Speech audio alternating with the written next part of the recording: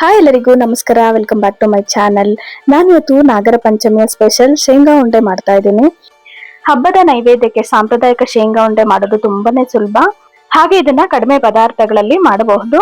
ಇದನ್ನ ಮಾಡೋದಕ್ಕೆ ಒಂದು 10 ರಿಂದ 15 ನಿಮಿಷ ಟೈಮ್ ಇದ್ರೆ ಸಾಕು, ಮಾಡ್ಕೊಬಹುದು. ಮೊದಲಿಗೆ ಇದನ್ನ ಮಾಡೋದಕ್ಕೆ ನಾನು ಒಂದು ಕಡಾಯಿಗೆ ಒಂದು ಅರ್ಧ ಕೆಜಿ ಆಗುವಷ್ಟು ಶೇಂಗಾ ಹಾಕೊಳ್ತಾ ಇದ್ದೀನಿ.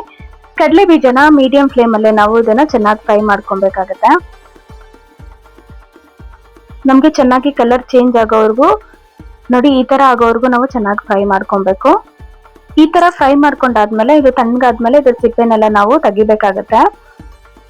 ಇದನ್ನ ತಣ್ಣಗಾಗಕ್ಕೆ ಬಿಡ್ತಾ ಇದ್ದೀನಿ. ತಣ್ಣಗಾದ್ಮೇಲೆ ನಾನು ಸಿಪ್ಪೆನೆಲ್ಲ ಬಿಡಿಸ್ಕೊಳ್ತೀನಿ. ಈಗ ಅದೇ ಕಡಾಯಿಗೆ ನಾನು 3 ಟೇಬಲ್ ಸ್ಪೂನ್ ಆಗುವಷ್ಟು ಎಳ್ಳು ಹಾಕೊಳ್ತಾ ಇದ್ದೀನಿ, ಬಿಳಿ ಎಳ್ಳು. ಇದನ್ನು ಕೂಡ ಚೆನ್ನಾಗಿ ನಾವು ಫ್ರೈ ಮಾಡ್ಕೊಬೇಕು. ಎಳ್ಳೆಲ್ಲ ಚಿಟಪಟ ಅನ್ಬೇಕು, ಅಲ್ಲಿವರೆಗೂ 1-2 ನಿಮಿಷ ನಾವು ಫ್ರೈ ಮಾಡ್ಕೊಬೇಕಾಗತ್ತೆ. ಇದನ್ನು ಕೂಡ ಫ್ರೈ ಮಾಡ್ಕೊಂಡು ಎತ್ತಿಟ್ಕೊಳ್ತಾ ಇದ್ದೀನಿ. ಹಾಗೆ ಅದೇ ಕಡಾಯಿಗೆ ನಾನು ಬೆಲ್ಲ ಹಾಕೊಳ್ತಾ ಇದ್ದೀನಿ. ನಾನು ಅರ್ಧ ಕೆಜಿ ಆಗುವಷ್ಟು ಕಡಲೆ ಬೀಜನ ತಗೊಂಡಿದ್ದೆ. ಬೆಲ್ಲನ ನಾನು 300 ಗ್ರಾಮ್ ಅಷ್ಟು ಹಾಕೊಳ್ತಾ ಇದ್ದೀನಿ. ಈ ಅಳತೆಯಲ್ಲಿ ಹಾಕೊಂಡ್ರೆ ನಮ್ಗೆ ಸ್ವೀಟು ಪರ್ಫೆಕ್ಟ್ ಆಗಿ ಬರುತ್ತೆ. ಇದಕ್ಕೆ ಅರ್ಧ ಲೋಟದಷ್ಟು ನೀರನ್ನ ಹಾಕೊಂಡು ನಾನು ಇದನ್ನ ಕರಗೋದಕ್ಕೆ ಬಿಡ್ತಾ ಇದ್ದೀನಿ. ಇದನ್ನ ಒಂದೆಳೆ ಪಾಕ ಬರೋವರೆಗೂ ನಾವು ಕುದಿಸ್ಕೊಬೇಕಾಗತ್ತೆ. ನೋಡಿ, ನಾನು ತೋರಿಸ್ತಾ ಇದ್ದೀನಿ. ಈ ತರ ಸ್ಟಿಕ್ಕಿ ಆಗ್ಬೇಕು. ಸೊ ಇಷ್ಟು ಮಾತ್ರ ಆದ್ರೆ ನಮ್ಗೆ ಒಂದೆಳೆ ಪಾಕ ಆಗಿದೆ ಅಂತ ಗೊತ್ತಾಗತ್ತೆ.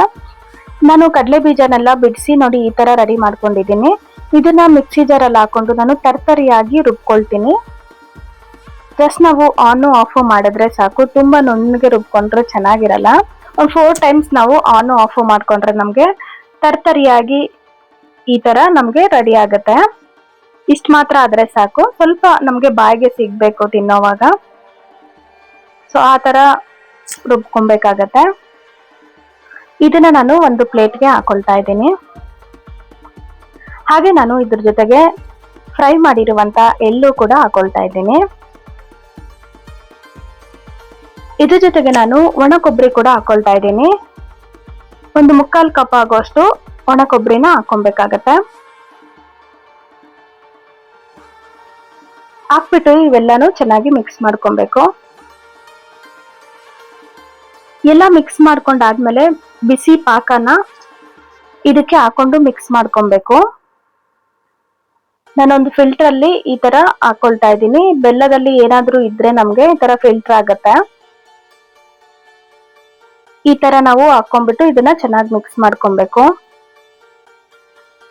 ಪಾಕ ಬಿಸಿ ಇರೋದಕ್ಕೆ ನಾನು ಸೌಟಲ್ಲೇ ಮಿಕ್ಸ್ ಮಾಡ್ಕೊಳ್ತಾ ಇದ್ದೀನಿ.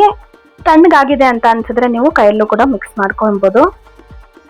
ಹಾಗೆ ನಾನು ಇದಕ್ಕೆ ಒಂದು 1/4 ಟೇಬಲ್ ಸ್ಪೂನ್ ಆಗುವಷ್ಟು ಏಲಕ್ಕಿ ಪೌಡರ್ ಹಾಕೊಳ್ತಾ ಇದ್ದೀನಿ. ಇದು ಕೂಡ ಹಾಕೊಂಡು ಚೆನ್ನಾಗಿ ಮಿಕ್ಸ್ ಮಾಡ್ಕೊಬೇಕು.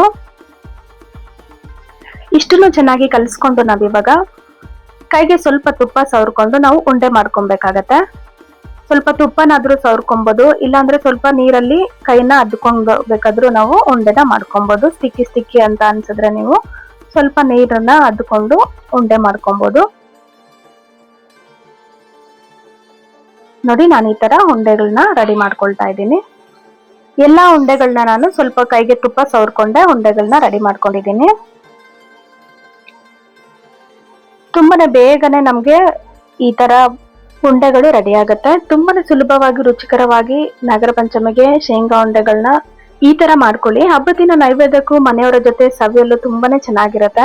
ನಿಮ್ಗೆ ಈ ರೆಸಿಪಿ ಇಷ್ಟ ಆಗಿದ್ರೆ ವಿಡಿಯೋಗೆ ಒಂದು ಲೈಕ್ ಮಾಡಿ. ಹಾಗೆ ನಿಮ್ಮ ಫ್ಯಾಮಿಲಿ ಮತ್ತೆ ಫ್ರೆಂಡ್ಸ್ಗೂ ಶೇರ್ ಮಾಡಿ.